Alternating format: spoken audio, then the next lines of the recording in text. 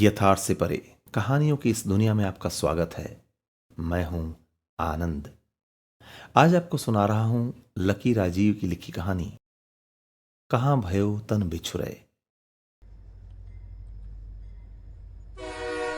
Train को platform पर खड़े हुए करीब 1 घंटा हो चुका था। चाय पीकर 10 मिनट और काटे, उसके बाद तो गाड़ी से उतरकर नीचे देखना ही आखिरी विकल्प रह गया था। सामान के नाम पर तो एक यही छोटा सा हैंडबैग था। सामान का बोझ उतरने से मना नहीं कर रहा था, लेकिन दिमाग में जो बोझ था उसको लेकर यहां उतरते बन ही नहीं रहा था। प्रयागराज स्टेशन, बस नाम बदला था, शहर की शक्ल वही थी। अपनी पूरी शक्ति बटोरकर वो किसी तरह ट्रेन से उतरी। पैरों ने जैसे ही उस जमीन को छुआ, ऐसे लगा जैसे पैरों में किसी ने बड़े बड़े पत्थर बांध दिए हों। लगा कि अभी भड़बड़ाकर वापस ट्रेन में चढ़ जाना ही ठीक रहेगा। फिर दिमाग ने डपटा, सुगंधा, चुपचाप आगे बढ़ो और बनारस के लिए टैक्सी पकड़ो। मौनी बाबा, बस एक ही दिन है बनारस में, फिर कब उनके दर्शन कर पाओगी? दिमाग को क्या समझाती। माना कि टैक्सी ही बेहतर विकल्प था, लेकिन उसके लिए प्लेटफॉर्म को पार करके शहर में कदम रखना पड़ता। वही शहर, वही रास्ते, वही हवा, वही आसमान। कौन जाने कब किस स्मृति का एक कंकड़ आकर लहूलुहान कर जाए। दिमाग तो बनारस की टैक्सी पकड़ने के लिए टैक्सी स्टैंड भेज रहा था, लेकिन मन के किसी कोने में दबी ईर्ष्या की चिंगारी कुछ और ही कह रही थी। जाओ सुगंधा, एक बार देख तो आओ। श्रीकांत की पत्नी तुमसे ज्यादा सुंदर है या तुमसे ज्यादा गुणी? उसने वो ख्याल झटका। क्या करना जानकर कि कैसी दिखती है उसकी पत्नी। जिस नाम के साथ उसका नाम नहीं जुड़ पाया, उस नाम के साथ कोई भी जुड़े या ना जुड़े, कोई फर्क नहीं पड़ना चाहिए। क्यों मिलना उसकी पत्नी से? इतनी दूर से जिस काम के लिए निकली हो वो तो पूरा हो। मौनी बाबा का शिविर बनारस में होगा, ये जानते ही टिकट करा ली थी। क्या पता था बीच में ये व्यवधान आ जाएगा। बाबा का ध्यान आते ही सुगंधा के हाथ श्रद्धा से जुड़ गए। दुनिया भर के रिश्ते जब छोड़ गए, तमाम उलझने हिम्मत ही तोड़ गए, तब बची खुची सुगंधा उनके लिखे उपदेश पढ़कर ही तो जिंदगी की तरफ लौट पाई थी। सालों से मौन धारण किए बाबा के सिर्फ पोस्टर देखे, आज उनको साक्षात देखने का अवसर मिला तो मन दूसरी ओर क्यों मुड़ा जा रहा है। मन फिर से जिद करने लगा, श्रीकांत से तो मिल लो। अच्छा ना मिलो, देख ही लो एक बार। अब फिर से कब आना होगा इलाहाबाद? सुगंधा ने थक हार कर कांपती आवाज में रिक्शे वाले से पूछ लिया था, भैया ममफोर्डगंज चलोगे? रिक्शा में बैठते ही सुगंधा को लगा घड़ी बहुत तेजी से पीछे घूमते हुए 30 साल पहले जाकर अटक गई थी। चाहे जितनी कोशिश करो, आगे बढ़ने का नाम ही नहीं ले रही थी। अतीत अपने पूरे पंख फैलाकर जैसे खुद में समेट लेने को उतारू था। सुगंधा का मन खराब होने लगा था। 30 साल बीत गए, लेकिन क्या सच में बीते? स्टेशन से ममफोर्डगंज जाने के बीच सब कुछ तो वैसा ही था जैसा छोड़कर गई थी। पीपल का बूढ़ा पेड़, राम हलवाई की जर्जर दुकान, केसरिया झंडों से सजा हनुमान जी का मंदिर और वो लंबी सी संकरी नहर। आंखें ऐसे भर आई जैसे कोई पुरानी चोट दुख गई हो। भैया उधर हलवाई की दुकान के पास थोड़ी देर के लिए रिक्शा रोक लेना। रुकने को तो रिक्शा रुक गया था, लेकिन दुकान पर उतरना थोड़े ही था। कुरेदना था उस घाव को जो कभी सूखा ही नहीं था। कहने को तो दुकान का एक हिस्सा कच्चे से पक्का हो गया था, लेकिन अभी भी सामने का चबूतरा बिल्कुल वैसा ही था जैसा तब था जब सुगंधा और श्रीकांत पहली बार घर से बाहर कहीं मिले थे। मुझे यहाँ क्यों बुलाया है आपने? सुगंधा ने हाथ में समोसे का दोना लिए हुए नजरें नीची करके पूछा था। श्रीकांत ने जवाब देने के बजाय एक सलाह दे दी थी, थोड़ी देर और इसी तरह समोसा पकड़ी रहोगी तो चटनी और समोसे में कोई अंतर नहीं रह जाएगा, खा लो इसे। सुगंधा ने चुपचाप समोसा खाना तो शुरू कर दिया था, लेकिन सुगंधा के चेहरे पर घूमती श्रीकांत की निगाहें उसको सहज होकर खाने भी नहीं दे रही थी। तुम नहीं जानती हो मैंने तुमको यहाँ क्यों बुलाया है? घर में तो तुम मुझसे ऐसी भागी फिरती हो जैसे मैं तुम्हें खा जाऊंगा। सोचा यहाँ बात तो हो पाएगी। सुगंधा ने आधे बचे समोसे को बगल में खड़े कुत्ते की ओर उछाल दिया था। आप जानते हो ना, घर में बात करो तो आपकी मम्मी कितना चिल्लाती है। उस दिन मैं दही लेने आई तो क्या बोल रही थी? श्रीकांत ने मम्मी की बात पर हथियार डाल दिए थे।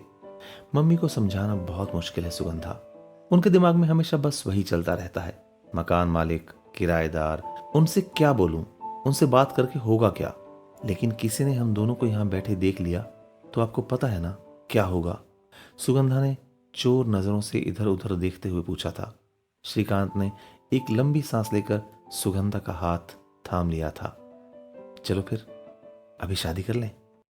30 साल पहले का वही सवाल आज फिर उसी तीव्रता से सुगंधा को सुनाई दे गया था। सुगंधा ने अपनी गोद पर रखा हाथ तेजी से पीछे खींच लिया था। वो सवाल अब भी गूंज रहा था, इतनी तेज कि लगा जैसे कान की नसें फट जाएंगी। कुछ लेना है दुकान से कि चले बहन जी?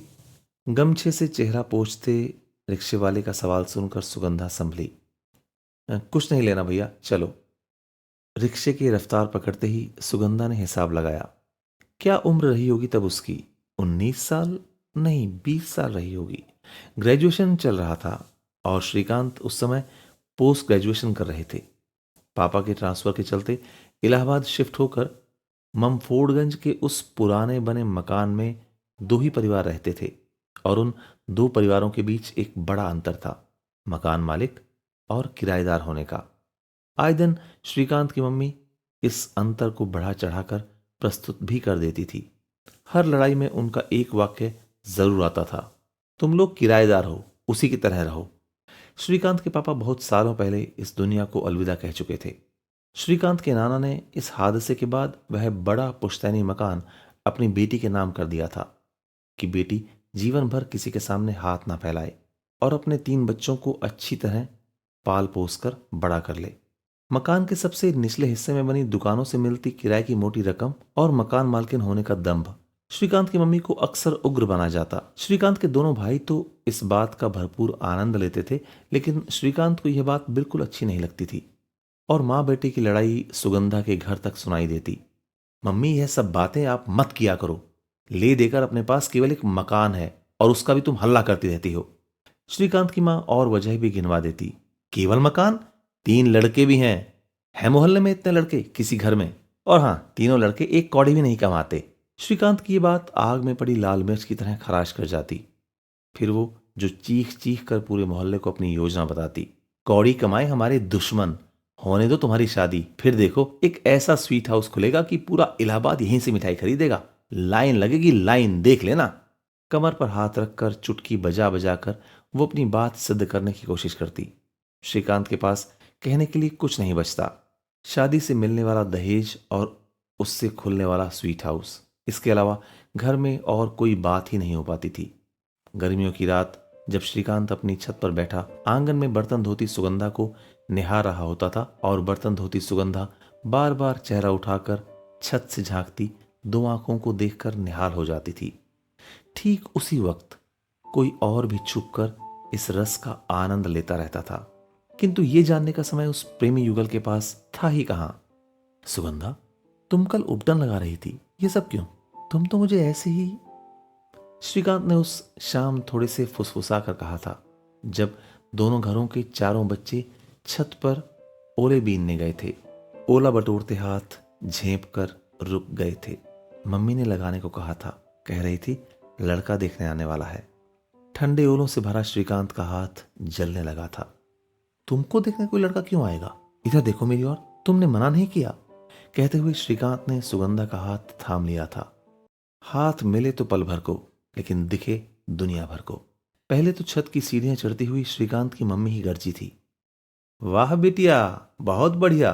तुम्हारी माँ ने ट्रेनिंग दी है ना कि फंसा लो मकान मालिक के लड़के को, हथिया लो मकान दुकान। सवाल पूछते हुए ही उन्होंने एक कस कर तमाचा जड़ दिया था। सुगंधा के चेहरे पर छपी 5 उंगलियां इस रिश्ते की समाप्ति का बिगुल बजा रही थी। श्रीकांत की मम्मी ने चीख चीख कर सुगंधा के चरित्र हनन का नाटक खेला था और इस तरह कि पूरा मोहल्ला दर्शक बना देख रहा था। लड़की को खुला छोड़ दिया है कि जाओ अमीर लड़का लुभाओ। इस स्तर तक की बातें उतरी। सुगंधा के पापा ने चेतावनी दी थी, बस बहुत हुआ, अब आप चुप हो जाइए। ठीक है, हम तो चुप हो जाएंगे, इसके मुंह से सुनिए आगे। कहते हुए उन्होंने अपने छोटे लड़के को आगे धकेल दिया। मुश्किल से 10 साल का रहा होगा बिल्लू, लेकिन मुंह खोलते ही बड़े बड़ों की छुट्टी कर गया था। भैया और सुगंधा दीदी हर बखत देखते हैं एक दूसरे को। भैया घर पे चिट्ठी फेंकते हैं और दोनों जने दुकान पर समोसा भी खाते हैं, मैंने देखा है कई बार। जिन दो चेहरों की ओर भीड़ देख रही थी, उनकी चुप्पी बल्लू की बात को सत्य प्रमाणित कर गई थी। हादसे के अगले दिन सुगंधा का परिवार पूरे मोहल्ले, वो मकान ही नहीं बल्कि इलाहाबाद ही छोड़कर चला गया था। पापा ने पूरी जिंदगी उससे ठीक से बात नहीं की। मृत्युशैया पर लेटे हुए भी जैसे उस छत पर हुए अपमान की काली छाया आंखों में मंडराती रही। मां जब तक जीवित रही कोसती ही रही, तुम्हारी जैसी औलाद भगवान किसी को न दे सुनंदा। तुम्हारे पापा यही सब सोचते हुए चले गए, हम भी ऐसे ही चले जाएंगे। पापा की मौत तो सुगंधा के मत्थे मढ़ी ही गई। मां के जाने के बाद उनकी भी मृत्यु का कारण वो खुद को ही मानती रही। सब चले गए। सुगंधा अपनी उम्र के साल गिनती रही, अकेले ही। ममफोड़गंज में कहाँ जाना है? रिक्शे के पैडल पर पैर मारकर रिक्शे वाले ने पूछ लिया था। सुगंधा ने आसपास देखकर ढूंढने की कोशिश की। एक बहुत पुराना बरगद का पेड़ था, उसके पास हैंडपंप, मंदिर था ना एक। वो तो आ गए बहन जी, 20 रुपया और लगेगा। भुनभुनाते हुए वो रिक्शा बढ़ा ले गया था। बरगद के पेड़ को देखते ही जाने क्या सोचकर सुगंधा ने अपना चेहरा तुरंत ढक लिया था। अपनी ही हरकत पर हैरानी तो हुई ही, अपनी मंद पड़ती बुद्धि पर झुंझलाहट भी। सामने शीशे में खुद को देखो तो पहचानना मुश्किल हो जाता है। सालों पीछे छूटे लोग कहां से पहचानेंगे। रिक्शे की रफ्तार रुकने से पहले जरा सी धीमी हुई। ठीक इसी वक्त धड़कनों ने रफ्तार पकड़ ली थी। कोई न पहचाने, श्रीकांत तो ये आंखें पढ़ ही लेंगे। आवाज वो तो पहचान में आएगी ही। मन ही मन एक बार फिर मौनी बाबा को याद किया, हे बाबा आज संभाल लो, कोई भी पहचान न पाए। लीजिए आ गया मंदिर, 20 रुपए तो कम ही कहे थे, लंबा हो गया रास्ता। बात तो हुआ की हुई थी। अपने गमछे से चेहरा पोंछते बड़बड़ाते हुए रिक्शा वाले ने चौंक कर 200 का नोट देखा था, जो सुगंधा उसको थमाकर चुपचाप रिक्शे से उतरकर आगे बढ़ गई थी। न बचे हुए पैसे का हिसाब याद रहा, न पहचाने जाने का डर। कुछ तो था जो सीधे खींचकर उसी भव्य मिठाई की दुकान के सामने ले आया था, जिस दुकान की नींव कितना कुछ तोड़ कर रखी गई थी। भैया लौंग लता दे दीजिए 1 किलो। बस किसी तरह इतना ही बोल पाई। काउंटर पर दिखा अजनबी चेहरा पीछे मुड़कर चीखा, ए लड़के 1 किलो लौंग लता तोल दो, बहन जी और कुछ पैक करा दें। सुगंधा ने एक भरपूर नजर से सब कुछ देखा। मिठाइयों और मेवों की ओर नहीं, बल्कि पीछे टंगी मकान मालकिन की तस्वीर, उस पर चढ़ी चंदन माला। मन में कुछ भीतर तक चुभता चला गया। चेहरा तपकर लाल होने लगा, जैसे सालों पहले पड़ा वो तमाचा अभी अभी अपनी उपस्थिति जताकर उंगलियां छाप गया हो। ये किसकी फोटो है? पर्स से नोट निकालते हुए सुगंधा के हाथ कांपने लगे थे। काउंटर वाले ने बिना किसी भूमिका के बताया, जिन भैया लोगों की दुकान है उनकी माताजी थी ये। सुगंधा की धड़कनें पहले बढ़ी, फिर एकदम रुकने पर उतारू हो गई। बहुत जोर लगाकर उसने पूछा, किसकी दुकान है वैसे ये? बचे पैसे वापस करता हुआ वो झुंझला कर बोला, वैसे तो समझ लीजिए हमारी ही है, वो लोग तो कभी कभार आकर झांक लेते हैं, बड़े लोग हैं, काम कम जलवा ज्यादा। सुगंधा के पास इससे ज्यादा शब्द बचे ही नहीं थे। सवाल सारे वैसे ही धरे थे। अनुत्तरित बाहर जाने के लिए कांच के दरवाजे पर हाथ रखा, फिर वापस आ गई। शब्दों को तोड़ मरोड़ कर एक झूठ ही सही कुछ तो निकला। मुझे एक बड़ा ऑर्डर देना है, अगर उनसे मिलना हो जाता, मतलब दुकान है जिनकी उनसे। काउंटर वाले ने एक कार्ड आगे बढ़ा दिया, ये ले लीजिए, इसमें सब नंबर लिखे हैं, ये बड़े भैया का है और ये छोटे भैया का। कार्ड हाथ में लेते पहले कंपकपी महसूस हुई और फिर निराशा। कार्ड में कहीं भी श्रीकांत का नाम नहीं था। मन को जैसे किसी ने गहरे कुएं में डाल दिया हो। उनका नाम क्यों नहीं है? गहरी सांस खींचकर हिम्मत बटोरी, फिर आसपास देखकर धीरे से कहा, अच्छा 2 मालिक हैं ये जो माताजी जिनकी फोटो लगी है उनके 2 बेटे हैं, है ना? सवाल पूछते हुए धड़कन ऐसे तेज भाग रही थी मानो सालों का सफर एक साथ तय कर लेंगी। काउंटर वाले लड़के ने एक पल ठिठक कर आसपास का माहौल देखा, थोड़ा आगे झुककर बोला, 3 थे। थे का मतलब क्या हो सकता था? सुगंधा को लगा जैसे गर्मी सिर पर सवार होकर नाक से खून बनकर निकलेगी। पूरी पूरी बात बताओ ना भैया। क्या बताएं बहन जी, तीसरा लड़का कब से घर छोड़कर चला गया। प्यार मोहब्बत का चक्कर था कुछ। पहले सब कहते थे संगम में डूबकर मर गया, फिर पता चला वो हड़बड़ाकर चुप हो गया। पीछे एक लड़का लौंग लता का डब्बा जो लेकर आ गया था, ये लीजिए बहन जी आपकी लौंग लता। सुगंधा का चेहरा पसीने से तरबतर हो चुका था। पसीजी हुई हथेलियों से किसी तरह डब्बा थामा। रुकी हुई आवाज बड़ी मुश्किल से बाहर निकली। फिर फिर फिर क्या पता चला भैया? काउंटर वाला लड़का बिल का कागज आगे बढ़ाते हुए फुसफुसाया। फिर पता चला कि वो साधु सन्यासी बन गया। खाना पीना छोड़ दिया, अरे बोलना चालना तक छोड़ दिया। आपने सुना होगा मौनी बाबा का नाम? वही तो है। हाथ में पकड़ा लौंग लता का डब्बा एक झटके से नीचे गिर गया था। हाथ हवा में ही लटके रह गए। न कुछ कहने की सुध रही, न कुछ और सुनने का मन किया। सुगंधा सम्मोहन की अवस्था में दुकान से बाहर निकली। कोई तो चिल्ला रहा था शायद, बहन जी। पता नहीं और भी कुछ। सुगंधा ने पर्स टटोलकर अंदर रखा कागज निकाला। तुड़ा मुड़ा पोस्टर निकालकर खोलने की कोशिश की। पानी भरी आंखें धुंधला रही थी। मौनी बाबा का चेहरा बहुत गौर से देखा। नाभि तक झूलती दाढ़ी, धूल धुरसित चेहरा, गुंदी हुई आंखें। कोई पहचान ही नहीं सकता था इस चेहरे के पीछे छुपे श्रीकांत को। कहीं चलना है का? दुकान के बाहर अभी भी वही रिक्शे वाला खड़ा था। बनारस वाले टैक्सी स्टैंड चलो। ये शब्द बोलना इतना मुश्किल हुआ मानो अपनी पूरी शक्ति लगाकर भी सुगंधा ये 5 शब्द कह नहीं पाएगी।